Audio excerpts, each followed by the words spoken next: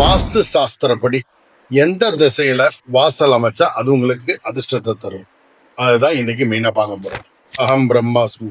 வாஸ்து சாஸ்திரப்படி இப்ப வீடு கட்டுறோம் வச்சுக்கோங்களேன், அந்த வீட்டுல வாழறவங்களுக்கு அதிர்ஷ்டத்தை தரணும், அதுக்குதான் அந்த வீடை கட்டுறது. ஓகேங்களா?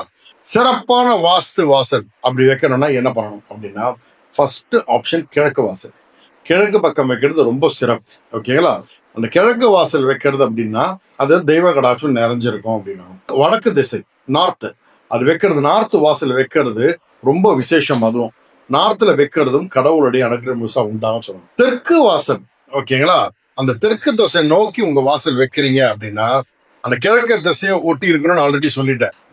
சும்மா உங்களுக்கு ஒரு 9 அடி மொத்தம் லென்த்னா 9 அடி பிரிச்சுக்கணும். முதல் அடி 9 அடி விட்டுறோம், உள்ள 7 அடி, அதுல மத்தியமம் இருந்தா நல்லது. அப்படின்னா கிழக்கு தள்ளி இந்த பக்கம் தள்ளி போயிடணும். ஓகேங்களா? அதே போல பாத்தீங்கன்னா வீட்டுல, ஓகேங்களா, இந்த வாசல் இருக்கக்கூடியது யாருக்கு எப்படி வைக்கணும், இந்த வீடியோவை நாளைக்கு பார்ப்போம். ஓகேங்களா? சாய்ராம்.